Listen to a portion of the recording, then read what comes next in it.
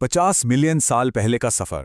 जरा सोचिए, एक तैरता हुआ वीरान जमीन का टुकड़ा कैसे दुनिया के सबसे एडवांस्ड और रहस्यमयी शहरों में बदल गया। ये सच में किसी महाकाव्य से कम नहीं है।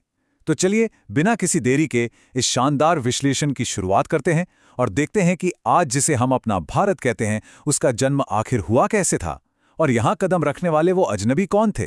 खैर, अब इस सवाल पर आते हैं। हमने इतिहास में हड़प्पा सभ्यता या वैदिक काल के बारे में तो बहुत सुना है, लेकिन क्या कभी सोचा है कि भारत के सबसे पहले इंसान आखिर थे कौन? क्या वो हमारे पूर्वज होमो सेपियंस थे या फिर कोई और? ये सवाल ना पूरे मानव विकास को देखने का हमारा नजरिया ही बदल देता है। पहला हिस्सा, भारत का जन्म।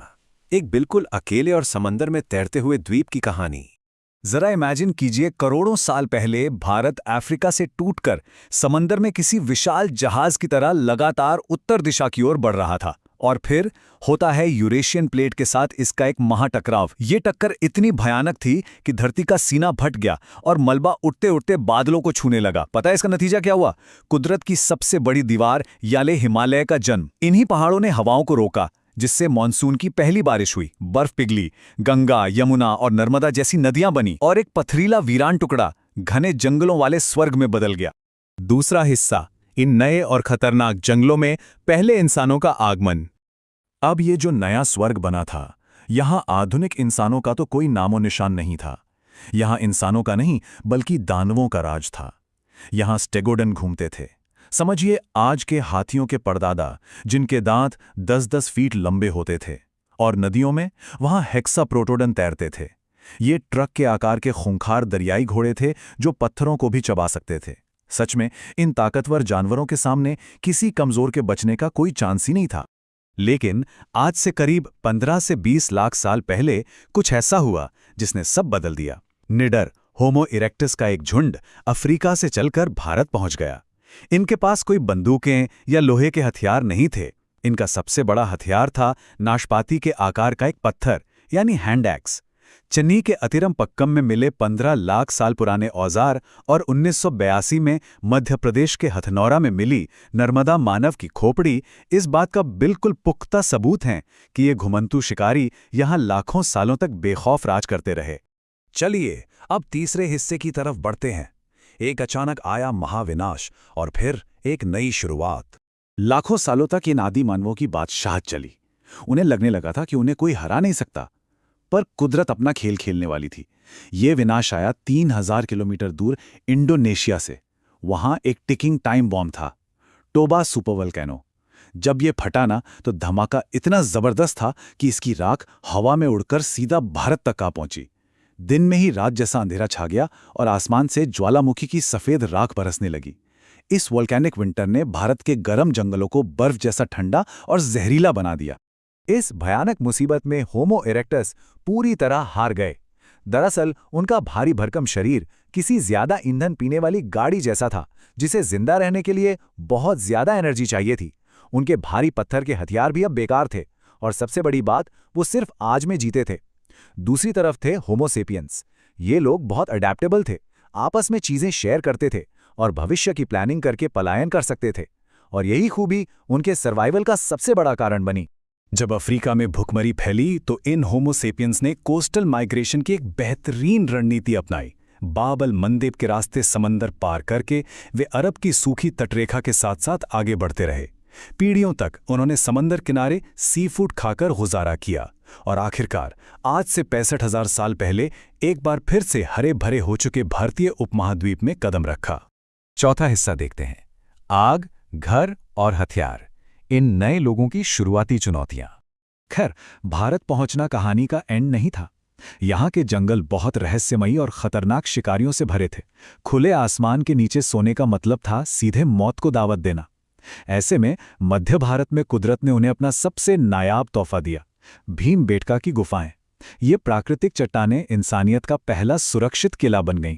रात के अंधेरे में इनकी रक्षा कोई इंसान नहीं, बल्कि आग करती थी।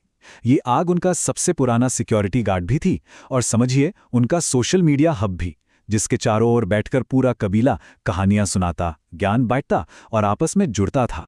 अब यहाँ जो सबसे दिलचस्प बात है वो ये है कि जब बड़े सुस्त जानवर खत्म होने लगें तो इंसान ने भारी पत्थरों की जगह छोटे रेजर जैसे धारदार पत्थर तराशने शुरू किए।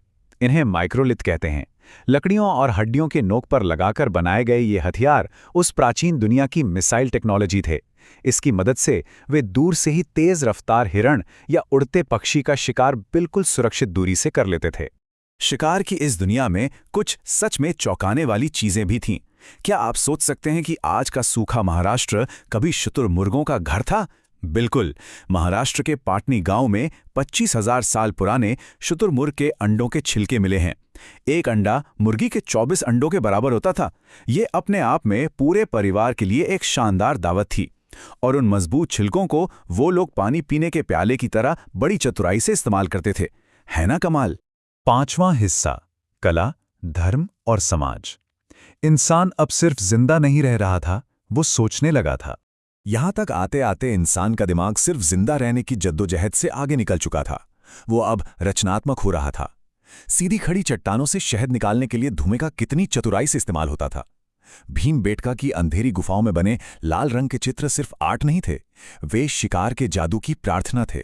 शुतुरमुर्ग के छिलकों के मनगे पहनने का ट्रेंड शुरू हो गया था, जो व्यक्तिगत पहचान दिखाता था। और सबसे खास बात, यूपी के सराय नाहर राय में मिली कब्रें, जहां शवों के साथ हथियार और मांस रखा गया था, ये इस बात का सबूत है कि इंसान ने अब तक आत्मा और मौत के बाद की जिंदगी पर विश्वास करना शुरू कर दिया था। छठा और आखिरी हिस्सा, सभ्यता का उदय और प्राचीन दुनिया के पहले स्मार्ट शहर। आज से लगभग 9,000 साल पहले एक बहुत ही मॉन्यूमेंटल शिफ्ट आया। भोजन के पीछे मीलों भागने वाले शिकारी एक नन्हे से बीज की ताकत पहचानकर किसान बन गए। गुफाओं को छोड़कर खुले मैदानों में बस्तियां बनने लगीं। और इसी क्रांति ने सिंधु घाटी सभ्यता जैसी अद्भुत शहरी योजना को जन्म दिया। उनकी अर्बन प्लानिंग आज की मॉडर्न इंजीनियरिंग को भी कड़ी टक्कर देती है।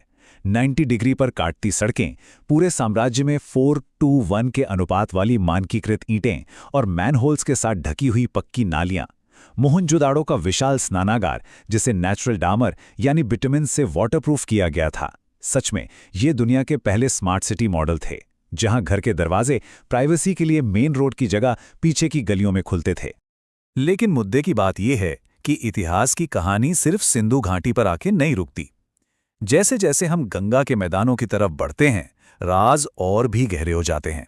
2005 और 2018 में उत्तर प्रदेश के सनौली में जो खुदाई हुई, वहां तांबे से मढ़े हुए शाही रथ और एंटीना तलवारें मिली। ये बिल्कुल महाभारत के महाकाव्य वर्णनों से मैच करती हैं। तो इस पॉइंट पर आकर एक बहुत ही विचारोत्तेजक सवाल उठता है, क्या हमारी प्राचीन कथाएं वाकई में सिर्फ माइथोलॉजी हैं, या फिर ये एक ऐसा प्रामाणिक इतिहास है जिसकी सीमाओं को हम बस अब जाके खोजना शुरू कर रहे हैं? इसी गहरे विचार के साथ हमारा ये विश्लेषण यहीं समाप्त होता है।